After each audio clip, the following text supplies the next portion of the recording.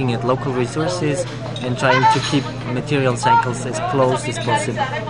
And we did a number of projects in the Philippines, but also in Europe. So the idea is to reduce the energy and the resource intensity of the building sector, which is currently by far the most resource intensive sector. So like more than 50% of the resources and 50% of the waste is generated in this business branch, and we should do something about that. And if we look at, for instance, traditional building methods from all over the world, all different climate conditions, we always find perfectly adapted technologies, perfectly adapted to cold, hot and humid or dry climates. With a comfortable indoor atmosphere, just nowadays we have kind of lost this knowledge. It is kind of equalized. So we are getting used to having our environment treated to fit our needs by electric or energy using devices like air conditioners, like heaters, and that doesn't have to be that way actually. And we can find still very good examples from also Philippine conditions where we can learn a lot from. That doesn't mean the houses have to look like they are ancient huts, but what I'm trying to say is learning from the principles and bringing them back into a modern architecture. And that is exactly what we did with the S House in Europe, which is an award-winning project. We have got a lot of acknowledgement from Japan, but also Europe and some national awards. Also the National State Award for Sustainability in Architecture was awarded to this particular project. What we did is using straw bale insulation. Straw bale is a residue from agriculture, and we made a very modern building with that type of materials, which is to be you can have a look at the website, and there's a lot of information about this project. And the key is that the project is consuming only 10% of what a conventional building of the same size and functionality would consume. So if you build the same structure and make it look exactly the same and function as well, then you need 10 times the resources and 20 times the energy to operate it. So that means you can have an enormous increase of energy efficiency. And if the remaining energy share for the operation is down to just 5% of what a conventional building uses, then all of a sudden the remote and self-sustaining energy supply comes within reach. So as of now, we're discussing about energy self-sufficient buildings in terms of huge solar panel on the roof and battery storage, because we still think we have to supply a lot of energy.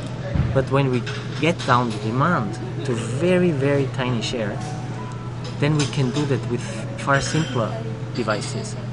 And once the heating and cooling, which is still the major share of the entire energy consumption in the building, is already solved by a proper architecture and proper selection of materials, then we can start to focus on what else do we need, what are the energy using devices in a household, and that breaks down to cooking, hot water, light, computer and media.